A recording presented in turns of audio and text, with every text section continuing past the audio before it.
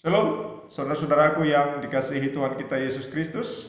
Kita bersyukur kita boleh bersama memberikan waktu untuk belajar kebenaran firman Tuhan, terlebih di tengah-tengah situasi kita saat ini, masa pandemi COVID-19 yang sudah 4 bulan lebih kita jalani, dan kita belum tahu kapan kita akan bisa memasuki masa yang normal. Tetapi kita tetap bersyukur kita boleh punya waktu untuk belajar bersama kebenaran firman Tuhan. Yang kali ini kita berbicara tentang HPDT di tengah pandemi COVID-19. Saudara-saudara, saya mau memulainya dengan satu pengandaian, satu pengandaian atau pengumpamaan. Saat ini kita sedang dalam masa pandemi COVID-19 yang membuat kita sangat terbatas dalam banyak hal. Terbatas melakukan aktivitas-aktivitas kita, terbatas untuk menikmati hobi-hobi atau kesukaan-kesukaan kita, dan terbatas dalam hal-hal lain karena kita menjaga diri kita dari kegiatan-kegiatan yang berpotensi menjadi kegiatan atau kesempatan kita tertular atau menularkan virus corona. Saudara-saudara, dalam keadaan seperti itu, kalau saya bertanya apakah pandemi corona atau pandemi COVID-19 ini mempengaruhi ketersediaan makanan dan minuman pokok yang kita butuhkan, yang saya tanya adalah makanan dan minuman pokok, bukan makanan kesukaan kita, bukan, tapi makanan dan minuman pokok kita. Apakah di masa ini itu berpengaruh? Dugaan saya sangat tidak berpengaruh menurut saya, karena saya yakin sampai hari ini saya dan saudara-saudara masih tetap bisa mendapatkan makanan dan minuman pokok yang kita butuhkan. Masih tersedia makanan dan minuman pokok yang kita butuhkan. Lalu, dalam keadaan seperti itu, di mana makanan dan minuman pokok yang kita butuhkan masih ada, masih tersedia, jika sekiranya kenyataannya kita didapati kurang nutrisi atau kurang gizi, makanan dan minuman pokok ada, tapi kita kenyataannya didapati sedang kurang nutrisi atau kurang gizi. Jikalau itu terjadi, apakah kira-kira yang menjadi penyebabnya? Apakah penyebabnya adalah COVID-19? Apakah penyebabnya adalah karena sekarang sedang masa pandemi?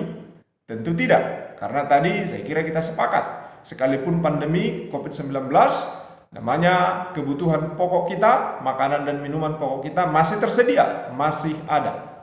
Tentu jawabannya kenapa itu terjadi? Kenapa kenyataan kita kurang nutrisi atau kurang gizi bisa terjadi? Bukan itu lagi jawabannya. Lalu apa? Penyebabnya apa kalau begitu? Makanan ada, minuman ada, tapi kita kurang nutrisi atau kurang gizi. Apa penyebabnya? Saudara-saudara, saya kira penyebabnya adalah karena kita malas makan dan minum, atau karena kita tidak teratur makan dan minum. Dan biasanya kemalasan atau ketidakteraturan makan dan minum itu berhubungan erat sekali dengan soal hasrat makan dan minum kita yang sedang bermasalah. Kita tidak punya hasrat makan dan minum yang baik, sehingga di tengah-tengah adanya makanan dan minuman yang kita butuhkan, kita bisa kurang nutrisi atau kurang gizi. Jadi penyebab utamanya adalah diri kita sendiri, bukan faktor dari luar, melainkan dari dalam diri kita sendiri. Saudara-saudara, ketika kita berbicara tentang hubungan pribadi dengan Tuhan di tengah-tengah masa pandemi corona ini, pandemi COVID-19 ini, apakah unsur pokok dari hubungan pribadi kita dengan Tuhan? Tentu unsur pokoknya adalah diri kita sendiri, Alkitab, firman Tuhan, waktu, dan tempat di mana kita bisa membangun hubungan pribadi dengan Tuhan. Ya, setidaknya itulah unsur pokoknya. Lalu pertanyaan saya, apakah kesemua unsur pokok itu saat ini di tengah wabah corona ini ada perubahan? Apakah diri kita, Alkitab kita, waktu dan tempat kita ada perubahan atau ada pengaruh oleh COVID-19 ini? Saya kira tidak ada pengaruh atau tidak ada perubahan. Diri kita yang kemarin adalah diri kita yang sekarang. Alkitab kita pun adalah Alkitab yang kemarin. Waktu dan tempat yang kita miliki pun masih tetap sama. Dalam arti kita tetap punya waktu dan tempat untuk membangun hubungan pribadi kita dengan Tuhan. Saya yakin situasinya masih seperti itu. Artinya sesungguhnya tidak ada hal yang berubah perihal HPDT kita, kendati kita sedang dalam masa pandemi COVID-19 ini. Lalu apa hubungan? Apakah ada hubungan pandemi COVID-19 dengan HPDT kita? Seyogianya tidak ada. Seyogianya tidak ada hubungan sama sekali dengan soal HPDT kita. Mau pandemi atau tidak, seyogianya tidak ada hubungan. Lalu kenapa dalam kenyataannya? Ini dalam kenyataan. Kenapa dalam kenyataannya hubungan pribadi dengan Tuhan atau HPDT orang percaya bisa terpengaruh selama masa pandemi COVID-19 ini? Dalam arti pengaruh yang tidak baik. Kenapa bisa? Di tengah pandemi ini ternyata HPDT terpengaruh. HPDT kurang baik atau HPDT tidak baik.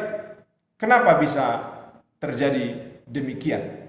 Saudara-saudara, jawabannya sama seperti pengandaian yang di awal. Jawabannya bukanlah karena pandemi COVID-19 sedang terjadi sehingga HPDT kurang baik. Sama sekali tidak seperti itu. Tetapi jawabannya kenapa demikian adalah karena diri kita. Karena hasrat kerohanian kita sedang bermasalah. Karena hasrat kerohanian kita sedang bermasalah. Inilah yang menyebabkan ketika wabah COVID-19 ini kita berada pada kenyataan HPDT kita kurang baik, kurang sehat dengan Tuhan. Saudara-saudara, hasrat rohani kita lah yang bermasalah. Karena faktor-faktor kerohanian kita masih tetap tersedia. Diri kita masih ada, Alkitab kita masih ada, buku-buku kita pun mungkin masih ada. Waktu kita masih tetap ada. Tempat bagi kita untuk membangun HPDT, saya yakin juga masih tetap ada. Itu sebabnya saya katakan, penyebabnya adalah hasrat kerohanian kita, bukan keadaan atau bukan situasi. Saudara-saudara, saya memakai istilah hasrat kerohanian supaya kita sedikit lebih mudah mengerti bahwa di tengah keadaan atau situasi yang telah berubah pun kita menyadari bahwa ada sesuatu yang harusnya tetap ada dalam diri kita yang tidak akan hilang oleh keadaan dan situasi apapun, karena hal itu selalu melekat pada kita. Itulah hasrat. Hasrat seorang ibu itu sering kita dengar. Itu akan melekat bagaimanapun situasi dan keadaannya, yaitu ingin selalu berada dengan anak-anaknya. Itu hasrat yang melekat pada diri seorang ibu. Dan seorang anak Tuhan tentu punya hasrat kerohanian, hasrat di dalam Tuhan.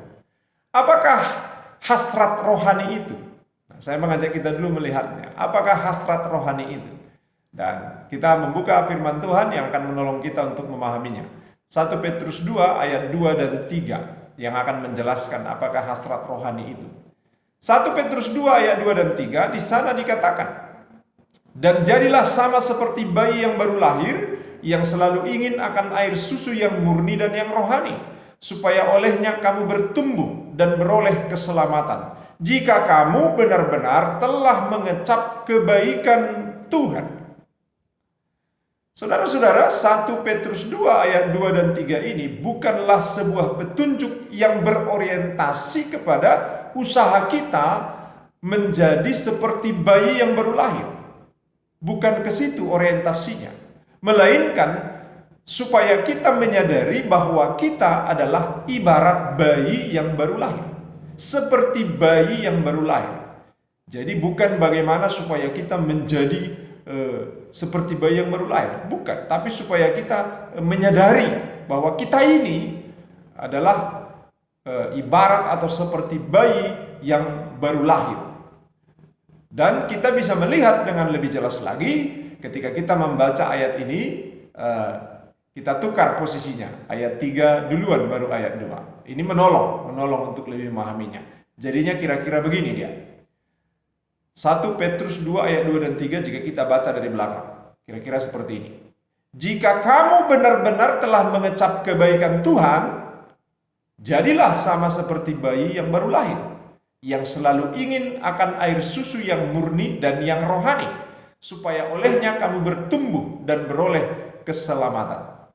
Kita harus hati-hati karena kata tadi jadilah sama seperti bayi yang baru lahir ini lebih mudah menggiring kita kepada usaha supaya menjadi seperti bayi yang baru lahir. Padahal ini bukan mengarahkan kita supaya fokus kepada bagaimana menjadi supaya seperti bayi yang baru lahir, bukan. Tapi ini bagaimana menyadari bahwa kita ini adalah seperti bayi yang baru lahir. Kenapa saya katakan demikian? Nah, kalau tadi kita sudah membaca, kita balik mulai dari ayat 3, sehingga kalimatnya, jika kamu benar-benar telah mengecap kebaikan Tuhan, jadilah sama seperti bayi yang baru lahir, yang selalu ingin akan air susu yang murni dan yang rohani, supaya olehnya kamu bertumbuh dan beroleh keselamatan. Ini dalam kalimat lain sama dengan, jika kamu benar-benar telah mengecap kebaikan Tuhan, alamilah, nikmatilah, ikutilah hidup seperti bayi yang baru lahir, yang secara logis pastilah merindukan air susu yang murni dan yang rohani. Kenapa saya merumuskannya dalam kalimat yang demikian? Kenapa saya menyebutkan 1 Petrus 2 ayat 2 dan 3 tadi menjadi, jika kamu benar-benar telah mengecap kebaikan Tuhan, alamilah, nikmatilah, ikutilah hidup seperti bayi yang baru lahir, yang secara logis pastilah merindukan air susu yang murni dan yang rohani. Saudara, kenapa demikian?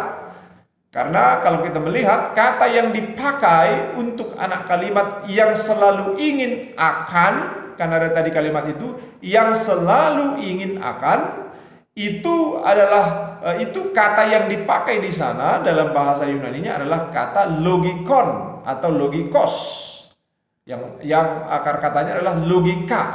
Nah, logika yang selalu ingin, kata yang dipakai untuk itu adalah logikos, logika, yang berarti hal itu adalah hal yang alamiah, hal yang terjadi secara alami dalam diri kita. Jadi soal kerinduan akan air susu yang murni dan yang rohani, seperti yang dimaksudkan 1 Petrus 2 ayat 2 dan 3 itu adalah hal atau perkara yang terjadi secara alamiah, secara logis.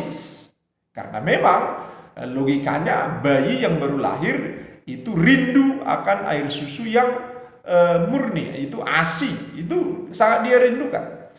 Kita sama-sama tahu bahwa bayi itu belum bisa melihat ketika dia lahir. Bahkan 2 minggu lebih sedikit, dia belum bisa melihat.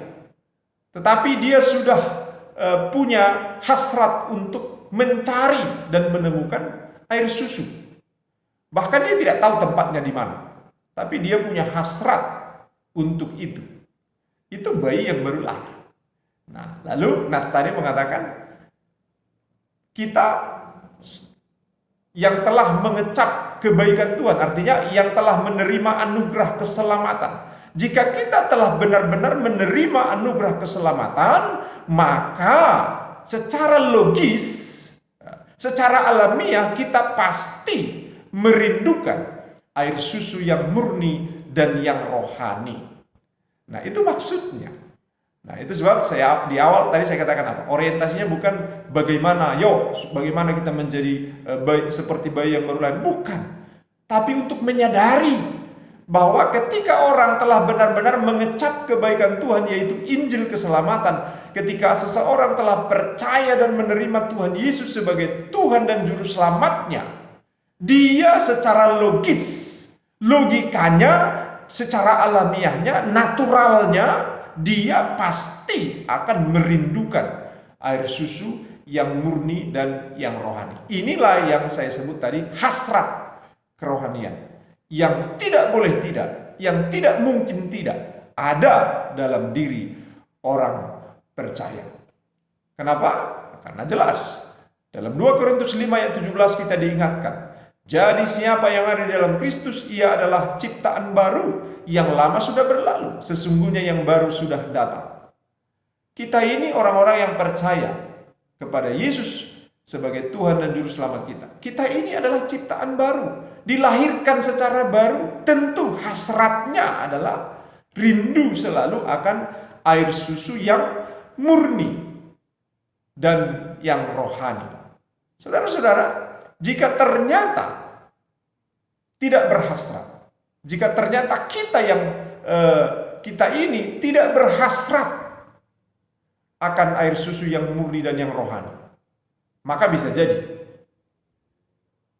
belum sungguh-sungguh percaya dan menerima Yesus sebagai Tuhan dan Juru Selamat kita.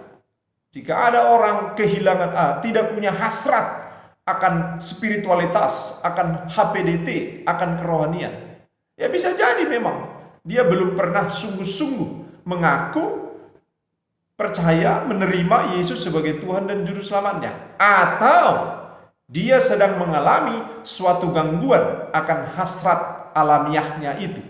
Ada gangguan dalam hasrat alamiahnya itu. Kehilangan hasrat rohani itu mungkin dialami seorang anak Tuhan. Walaupun dia sudah percaya anak Tuhan, tapi mengalami gangguan hasrat rohani, maksud saya. Bukan kehilangan.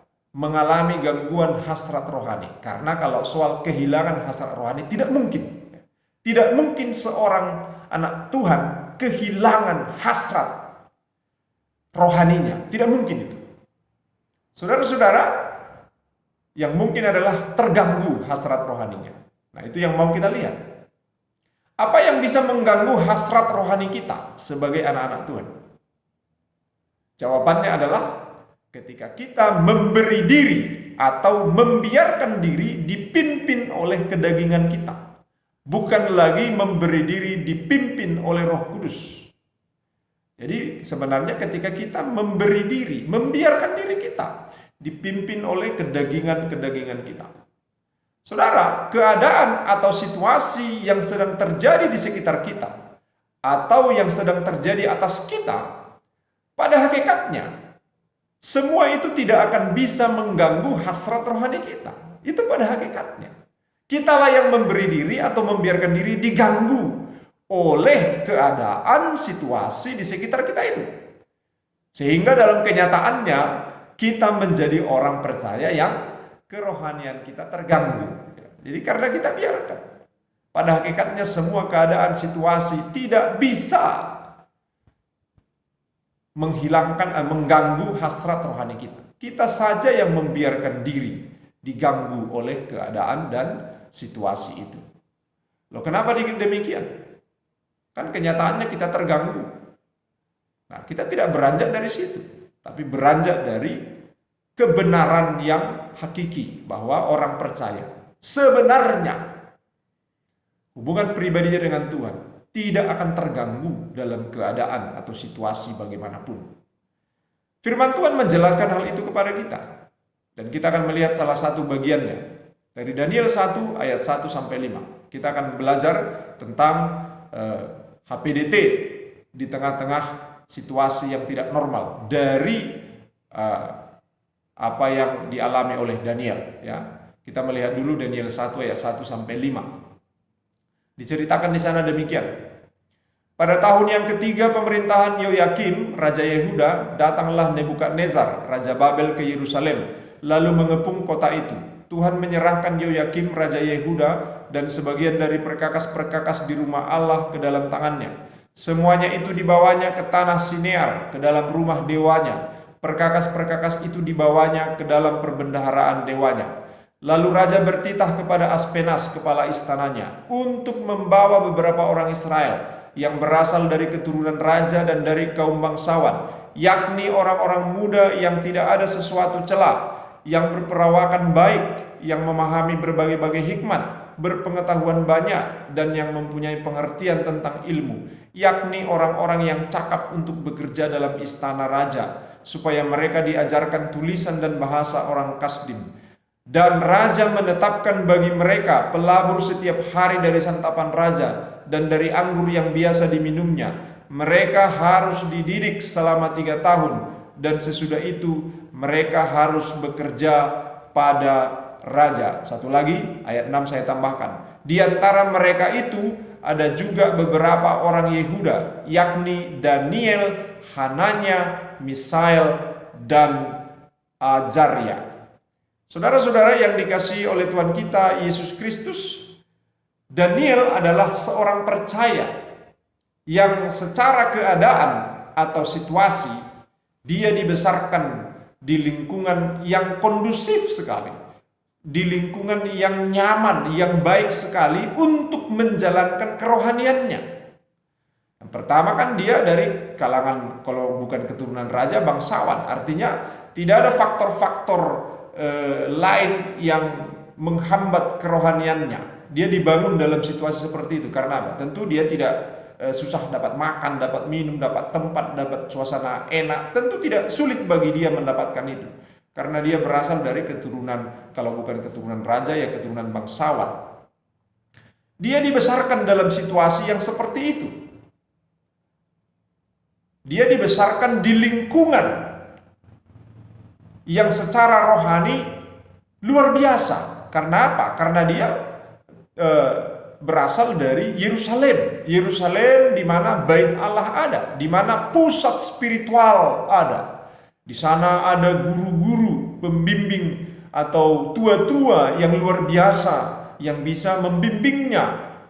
Dan di sana ada juga umat Tuhan yang lain yang dalam keseharian mereka di sekitar Bait Allah Yerusalem merupakan suasana rohani yang luar biasa. Nah, Daniel dibesarkan dalam suasana atau situasi atau keadaan yang seperti itu sampai dia dewasa. Nah, ketika dia sudah menjadi dewasa, menjadi anak muda, nah seperti yang dikisahkan tadi, rupanya orang Israel atau orang Yehuda dijajah oleh Babilonia yang dipimpin Raja Nebukadnezar saat itu. Dan Yerusalem betul-betul dikepung dan dikuasai. Dikuasai, bahkan dikatakan tadi barang-barang perkakas-perkakas Bait Allah dibawa sebagian. Artinya apa? Artinya penjajah itu telah merusak tatanan di Bait Allah. Dan bukan hanya itu tentunya. Apa yang menjadi milik mereka, kehidupan mereka dirampas oleh Babilonia. Dan bahkan banyak orang diangkut ke Babilonia untuk kepentingan Babilonia, untuk dipekerjakan. Ada yang dikerjakan kerja rodi dan ada juga yang dipekerjakan seperti Daniel dan kawan-kawannya untuk menjadi pegawai istana. Saudara-saudara, tapi kita kembali kepada tadi. Daniel dibesarkan dalam kondisi yang begitu kondusif untuk kerohaniannya, untuk spiritualitasnya, untuk persekutuannya dengan Tuhan. Lalu tiba-tiba dia harus pindah, atau lebih tepatnya dipindahkan paksa oleh Nebukadnezar ke Babilonia. Dan dia di sana, tinggal di sana, pindah dari situasi yang begitu kondusif ke situasi yang pasti tidak kondusif jika dibandingkan dengan kondusivitas Yerusalem atau lingkungan di mana dia dibesarkan sebagai anak Tuhan. Saudara-saudara, keadaan itu saat itu ketika Daniel sudah dibawa ke Babel, tentu keadaan itu bukanlah keadaan yang biasa bagi dia. Bahkan tidak berlebihan saya kira kalau saya katakan keadaan atau situasi saat itu adalah keadaan atau situasi yang buruk untuk segala hal dalam kehidupan Daniel, termasuk dalam kehidupan rohaninya. Karena apa? Karena dia terbuang di Babel. Terbuang di Babilonia tentulah bukan keadaan yang kondusif baginya. Jika acuannya adalah sebagaimana sebelumnya kekondusifan di Yerusalem. Tetapi kenyataannya bagi Daniel, Babilonia tetaplah sebagai tempat dengan keadaan atau situasi yang sedemikian, itu tetaplah situasi yang kondusif baginya untuk bersekutu dengan Tuhan. Bagi Daniel, walaupun situasi itu sebenarnya tidak kondusif untuk dia, tapi bagi dia secara khusus soal kerohaniannya itu tetap menjadi keadaan terbaik, tempat terbaik untuk bersekutu dengan Tuhan. Kenapa demikian? Saudara, hal itu sangat jelas sekali. Bisa kita lihat ketika di Babilonia, Daniel dengan hasrat rohaninya yang sehat mematahkan pandangan yang mengatakan bahwa kerohanian ditentukan oleh keadaan dan situasi di sekitarnya. Daniel mematahkan pendapat itu. Karena itu hati-hati saudara. Kita bisa jadi sedang terjebak dalam ungkapan yang kita kira rohani padahal tidak. Yaitu apa? Ungkapan yang membawa kita kepada pemahaman bahwa kita hanya akan bertumbuh jikalau sedang bersama-sama dengan anak Tuhan yang lain. Itu suatu ungkapan yang sangat menyesatkan kita. Kalau kita berpikir bahwa kita bisa bertumbuh, HPDT kita bisa baik kalau kita sedang dekat atau sedang bersekutu dengan anak-anak Tuhan yang lain. Disitulah kita bisa sehat secara rohani. Kalau itu ungkapan itu atau pandangan seperti itu ada pada kita, kita harus berubah. Bertobat kita. Itu sebuah ungkapan, mitos. Kita tidak memungkiri bahwa dalam persekutuan dengan sesama, persekutuan dengan Tuhan bisa terbangun. Kita tidak pungkiri itu. Itu bahkan kita nikmati. Kalau ada kita usahakan dan kita nikmati. Tapi kalau tidak ada, itu tidak menghalang kita untuk bertumbuh secara rohani kepada Tuhan. Itu tidak akan mempengaruhi hubungan pribadi kita dengan Tuhan. Saudara-saudara, Daniel membuktikan hal itu. Ketika dia sendiri. Karena setelah di sana, setelah mereka berempat yang disebut tadi, setelah selesai pendidikan selama 3 tahun, mereka ditempatkan di tempat yang berbeda. Daniel berbeda tempatnya. Tempat tugasnya berbeda. Tapi situasi itu tidak membuatnya jadi terganggu dalam hubungan pribadinya dengan Tuhan. Saudara-saudara, Daniel justru walaupun dia tentu punya cara atau punya pola kerohanian di Yerusalem, lalu pindah ke Babilonia dengan situasi yang sangat berubah, berbeda. Nah, tentu dia masih teringat dengan pola di Yerusalem. Tapi dia tidak terikat dengan itu. Teringat boleh, tapi terikat tidak. Tapi dia tertuntun untuk membangun pola kerohanian yang baru di tempat yang baru itu, yang sebenarnya tidak kondusif.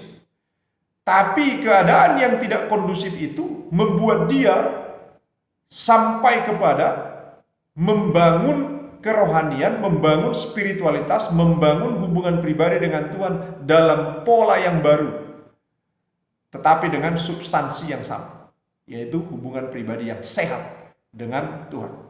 Daniel 6 ayat 11 dikatakan, demi didengar Daniel bahwa surat perintah itu telah dibuat, pergilah ia ke rumahnya. Dalam kamar atasnya ada tingkap-tingkap yang terbuka ke arah Yerusalem. 3 kali sehari ia berlutut, berdoa, serta memuji Allahnya, seperti yang biasa dilakukannya. Pertama pertanyaan saya adalah, apakah seperti ini Daniel membangun kerohanian di Yerusalem waktu dia masih di Yerusalem, di tengah-tengah keadaan yang kondusif itu? Tentu tidak. Kerohaniannya seperti ini ketika dia sudah ada di Babel, yaitu Dia membuat tempat khusus di rumahnya, bukan membuat sebenarnya, menjadikan bagian atas, kamar atas rumahnya menjadi tempat HPDT-nya dibangun. Dan bukan hanya itu, dia bisalah kita katakan men-setting tempat itu sedikitlah. Dikatakan tadi ada tingkap-tingkap yang terbuka ke arah Yerusalem. Dia membangun HPDT-nya dengan berkiblat, yaitu memandang ke arah Yerusalem. Dan dia juga di sana juga dikatakan 3 kali sehari ia melakukan itu. Berdoa dikatakan, tetapi itu adalah membangun hubungan pribadi dengan Tuhan. Begitu Daniel melakukannya. Daniel sungguh menyadari bahwa dirinya yang adalah anak Tuhan, orang yang percaya kepada Tuhan, dia sungguh menyadari dirinya dengan hasrat rohani yang sehat, bahwa dia harus menikmati persekutuan dengan Tuhan, bahwa dia harus membangun persekutuan dengan Tuhan, yang adalah perkara pokok utama dalam kehidupannya. Daniel membawa dirinya kepada new normal spirituality, spiritualitas dalam kenormalan yang baru.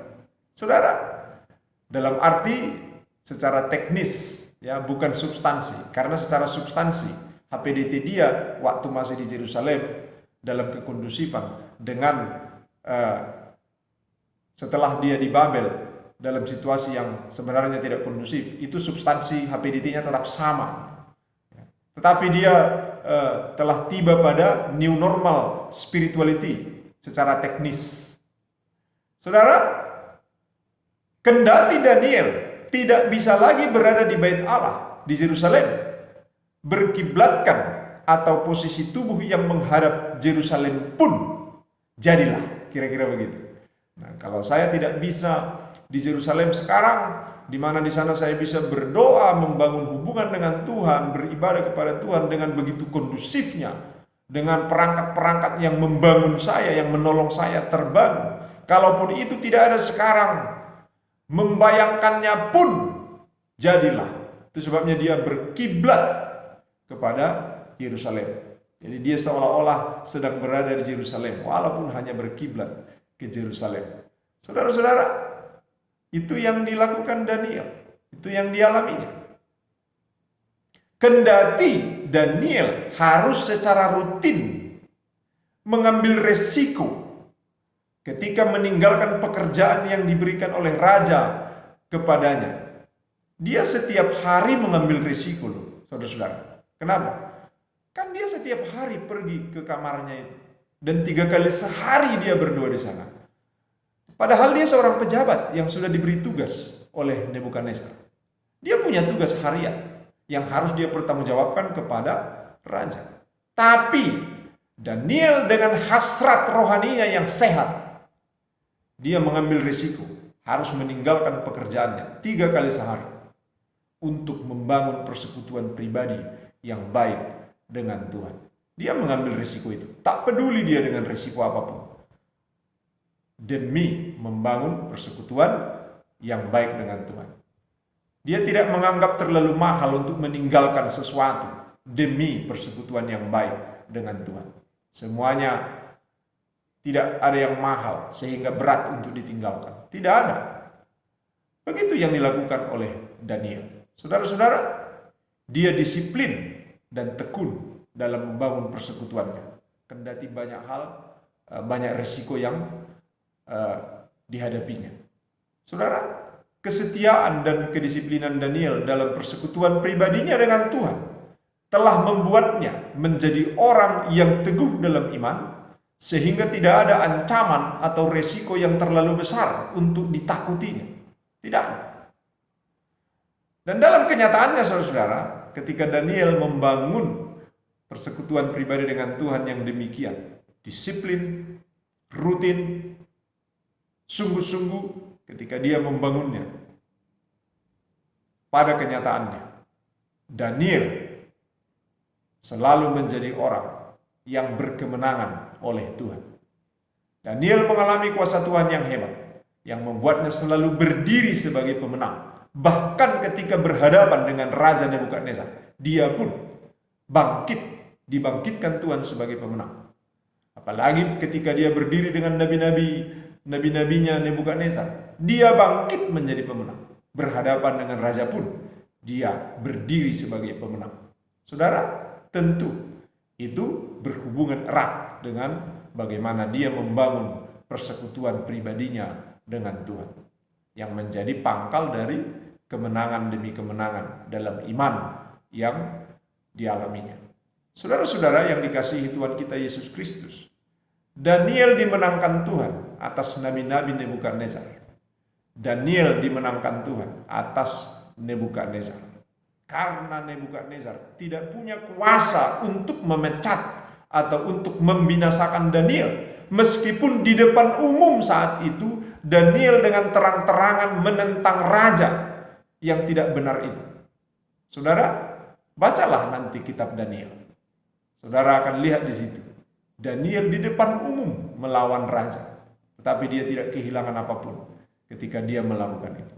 Semua berpangkal ketika Daniel menyadari hasrat rohaninya dan dia mengikuti hasrat rohani itu, bahkan sampai harus meninggalkan tanggung jawab besar dari raja yang sebenarnya sangat berisiko ketika dia tinggalkan. Semua itu membawanya kepada berdiri sebagai pemenang dalam setiap pertempuran imannya di Babilonia.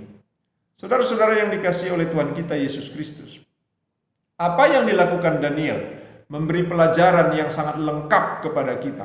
Bagaimana menjadi anak Tuhan yang tetap hidup sehat secara rohani dalam keadaan bagaimanapun, termasuk ketika keadaan kita benar-benar sangat terbatas.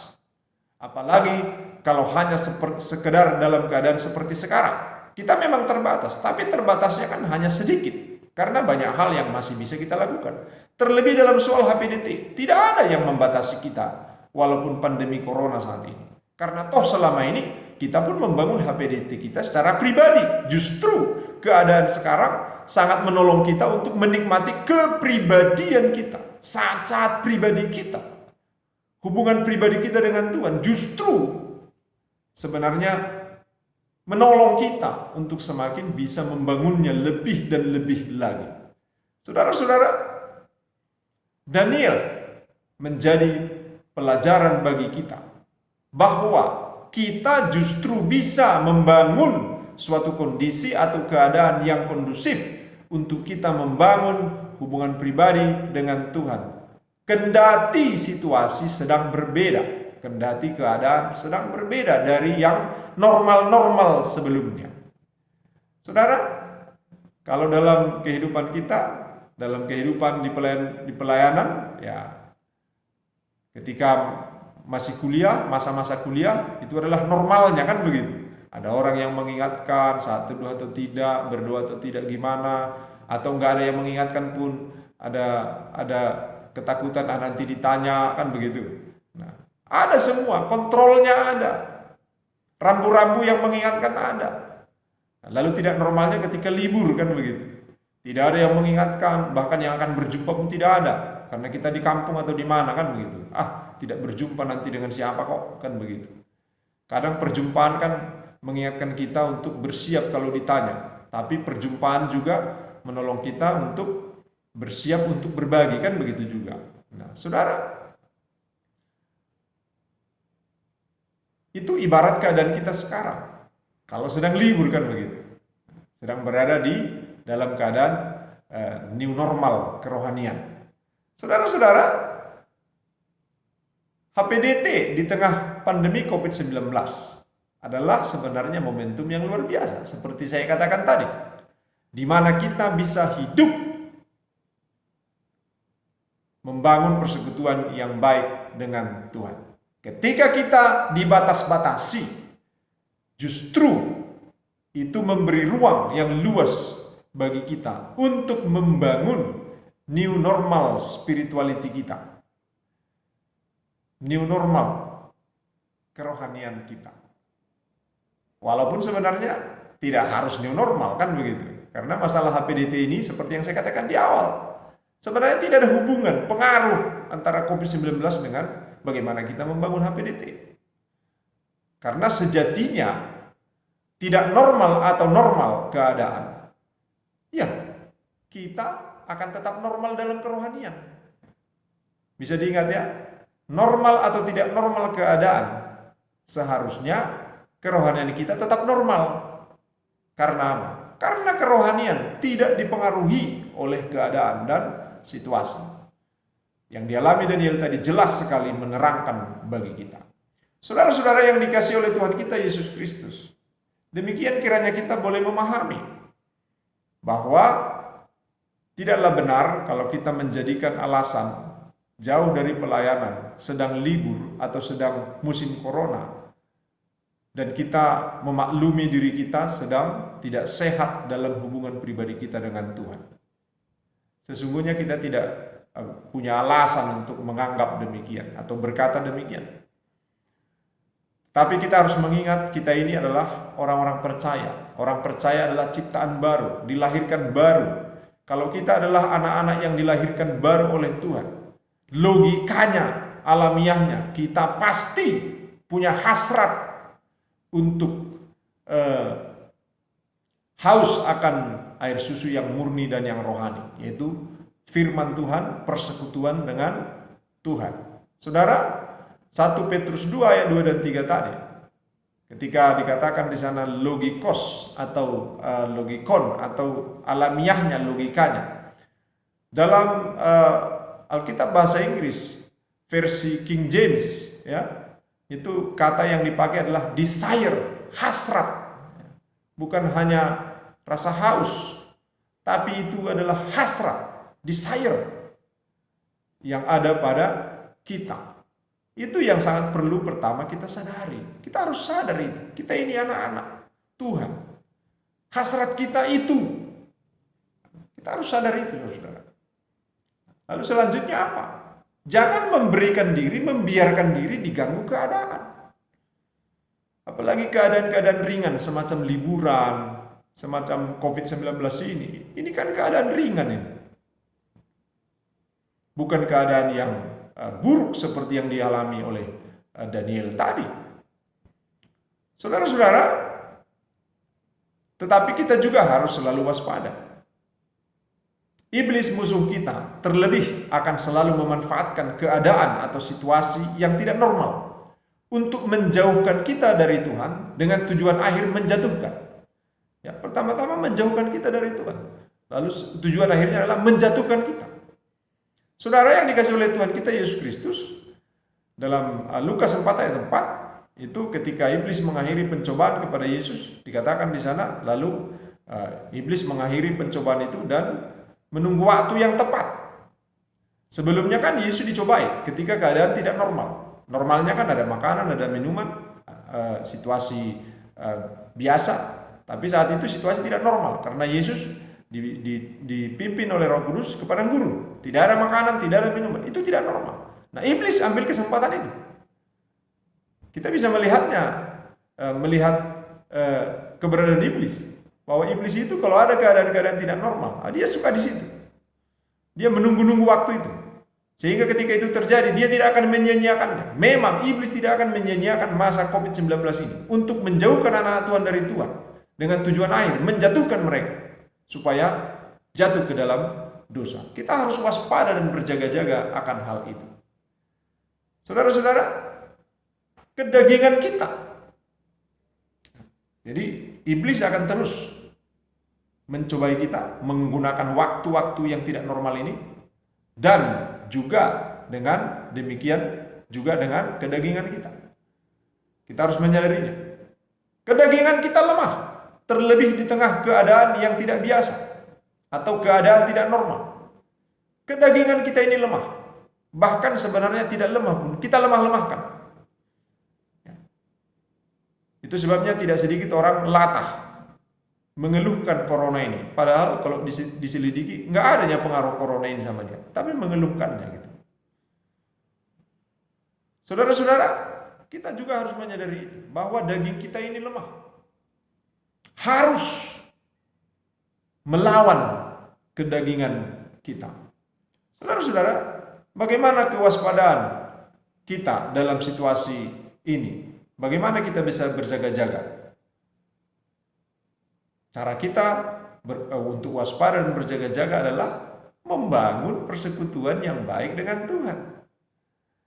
Firman Tuhan dalam Matius 26 ayat 41 dikatakan, berjaga-jagalah dan berdoalah supaya kamu jangan jatuh ke dalam pencobaan. Roh memang penurut tetapi daging lemah. Saudara-saudaraku, ketika HPDT kita tidak baik, ketika kita sedang malas membangun HPDT yang baik, obatnya hanya satu. Apa? Bangunlah HPDT yang baik. Loh kok begitu? Iya, ketika kita malas membangun HPDT, obatnya hanya satu. Bangunlah HPDT yang baik. Orang sering bertanya, apakah yang dapat kita lakukan supaya kita rajin dan tekun berdoa? Jawabannya, segeralah berdoa. Itu aja jawabannya, nggak ada yang lain. Lakukan ini, lakukan ini, lakukan ini. Itu bukan jawaban. Itu semua tidak jaminan. Firman Tuhan katakan apa? Roh memang penurut tapi daging lemah. Karena itu berdoalah. Ketika kita malas berdoa, bagaimana supaya jangan malas berdoa? Ya segeralah berdoa. Orang sering bertanya, ketika kita malas membaca dan merenungkan firman Tuhan, apa yang bisa kita lakukan supaya rajin? Ya segeralah baca dan renungkan. Sesederhana itu loh, saudara-saudara.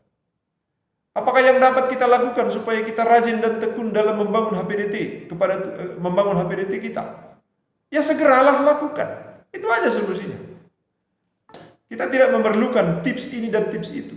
Ketika kita menyadari kita ini adalah orang percaya yang pasti memiliki hasrat rohani, ikuti hasrat rohani itu. Jangan dilawan. Ikuti hasrat rohani itu. Jangan hasrat kedagingan yang sering-sering kita ikuti. Malah itu harus tidak kita ikuti. Harus kita lawan. Karena itu saudara-saudara, janganlah kita membiarkan diri kita ditindas atau diintimidasi oleh iblis. Ketika iblis menggiring kita kepada perasaan-perasaan bersalah yang keliru, yang membuat kita semakin menjauh dari Tuhan. Apa perasaan yang keliru? Ya, iblis ini sering membuat kita punya perasaan yang keliru. Apa itu? Karena sudah agak sedikit jauh dari Tuhan, malu aku datang kepada Tuhan. Akhirnya apa? Semakin jauh. Iblis suka mengintimidasi kita seperti itu. Kau kan lagi jauh dari Tuhan. Apa kau lagi dekat dengan Tuhan? Tak layak. Begitu intimidasinya. Kita harus melawan itu. Mari kita segera menghampiri Tuhan. Karena pemulihan kita hanya kita dapatkan dari Tuhan yang adalah pemelihara jiwa kita. Karena itu mari kita semakin dekat kepada Tuhan. Membangun hubungan pribadi yang baik dengan Tuhan.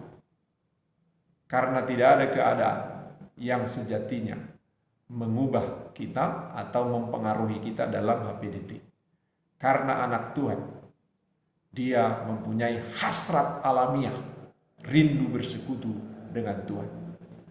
Ketika dia ternyata malas atau tidak membangun persekutuan yang baik dengan Tuhan, itu bukan karena besarnya faktor pengganggu, itu karena dia memberi dirinya untuk terganggu. Karena itu jangan mau terganggu. Walau libur, walau pandemi corona, walau apapun. Mari bangun hubungan pribadi dengan Tuhan. Kiranya Tuhan menolong kita untuk memahami maksudnya. Amin. Shalom.